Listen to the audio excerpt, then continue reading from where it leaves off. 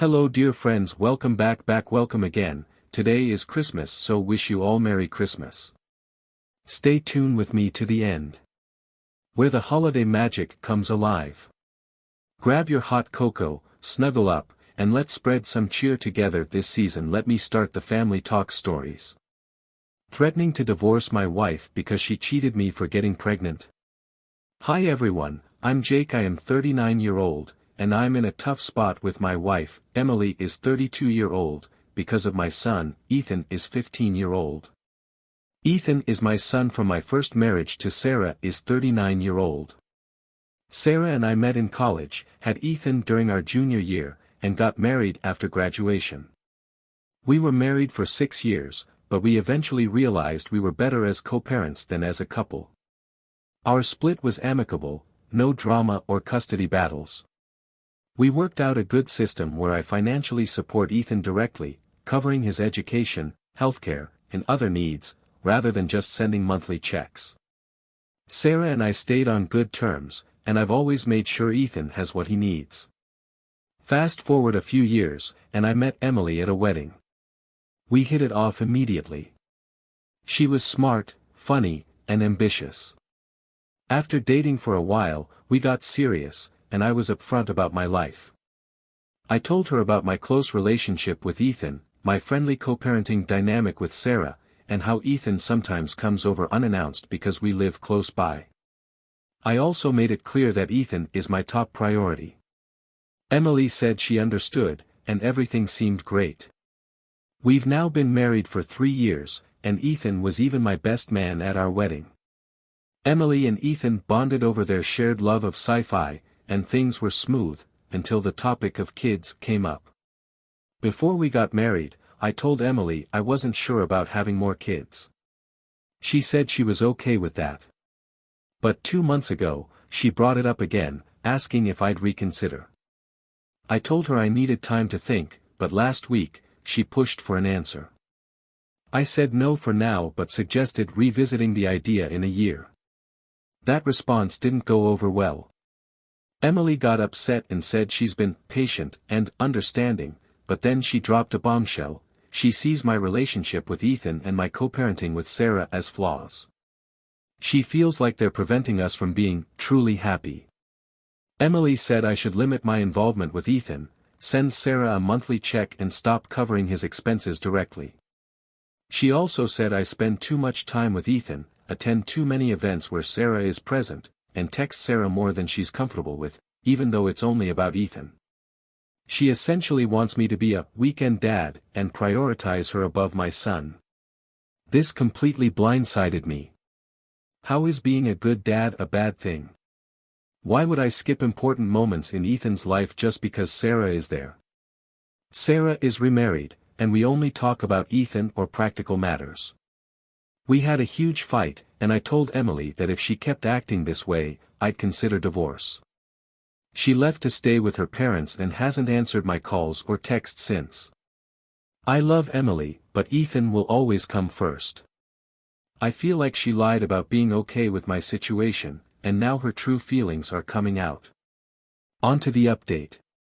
3 days ago, I went to Emily's parents' house, hoping we could talk things out. We sat in the living room while her parents stayed in the kitchen nearby, ready to step in if things got heated. I started by asking Emily if she truly meant what she said about Ethan. She just shrugged.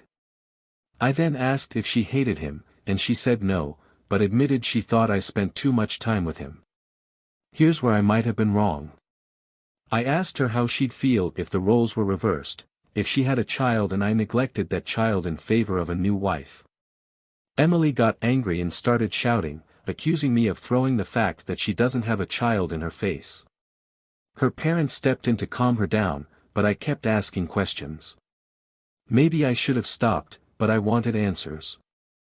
I asked if she would have treated Ethan differently if we'd had a baby together earlier. She said she would have prioritized her own child.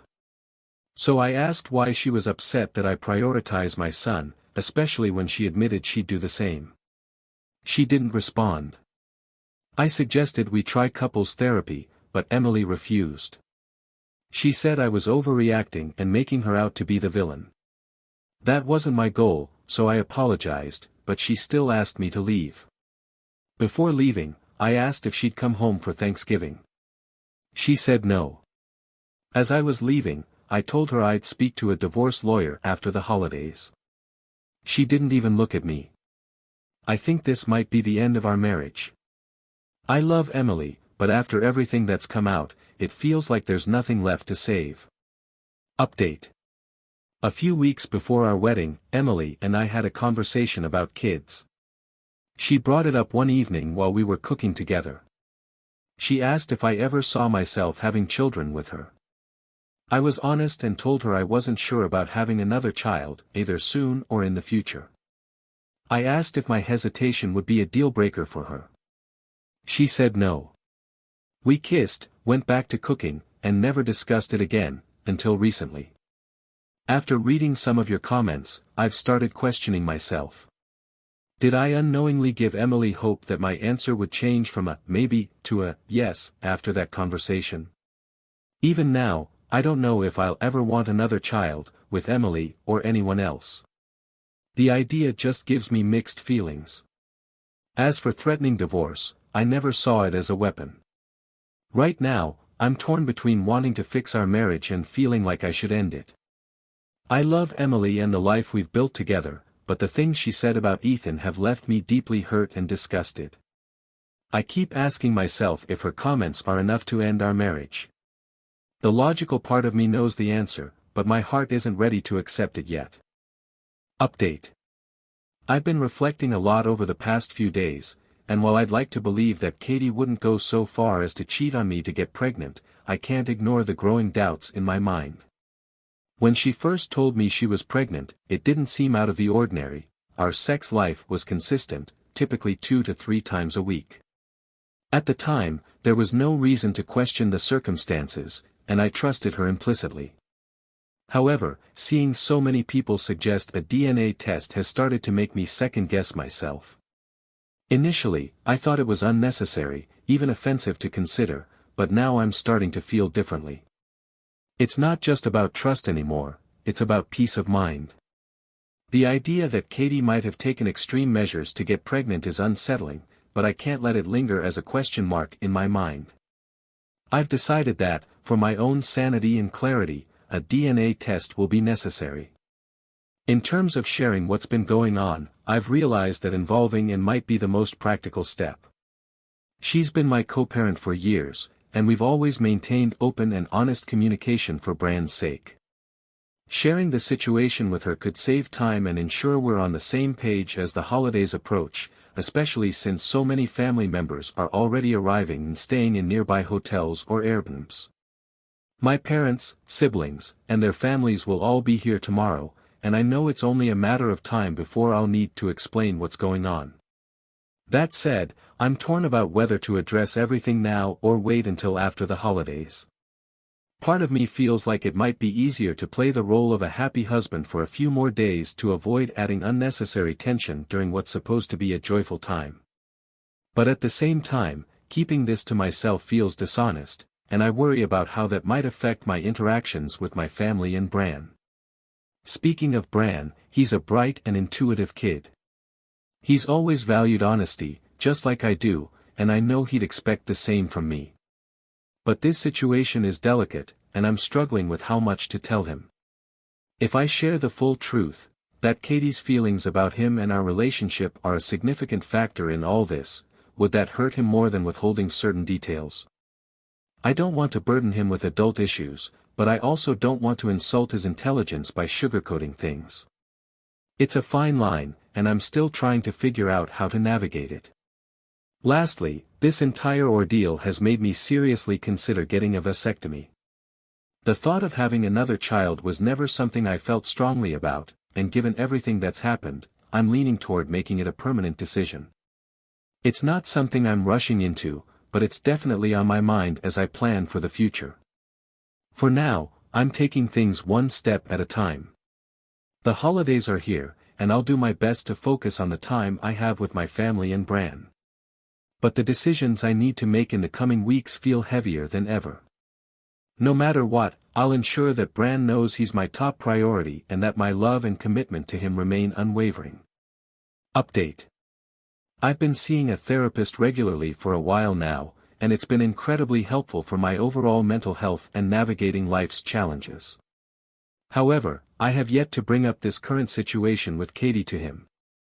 Part of me has been hesitant, as if saying it out loud in a therapy session will make it feel more real and irreversible. But after everything that's happened, I know this is something I need to address with him sooner rather than later. Over the past few days, I've had a lot of time to reflect on my marriage, my priorities, and the person Katie has revealed herself to be. I've come to the painful realization that she's not the woman I thought I married.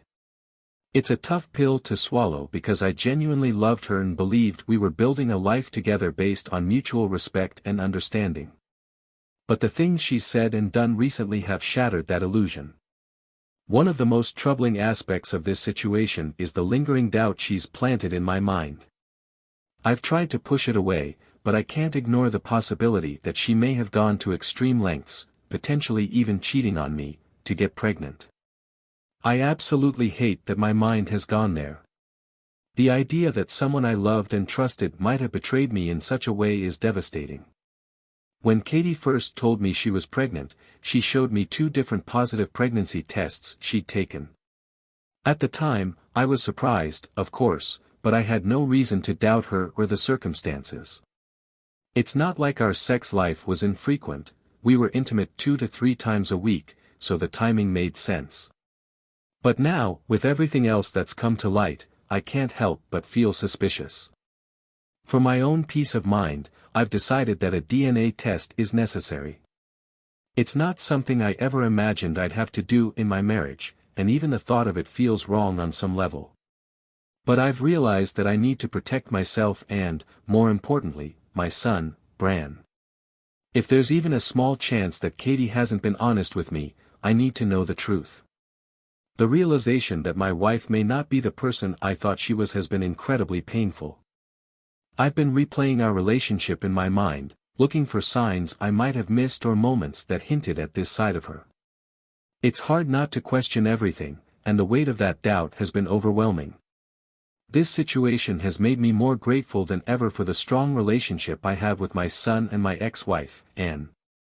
They've been my anchors through this storm, even if they don't yet know the full extent of what's going on. I plan to share everything with Anne soon, as I believe she has a right to know, especially since this impacts Bran as well. While I haven't told my therapist about this yet, I know I need to.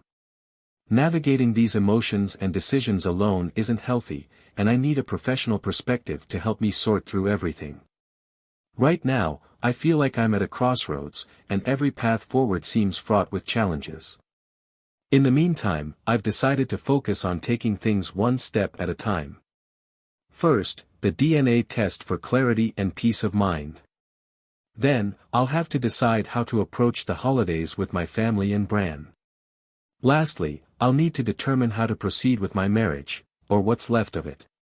This has been one of the hardest periods of my life, but I'm determined to make decisions that prioritize honesty, integrity, and the well-being of my son.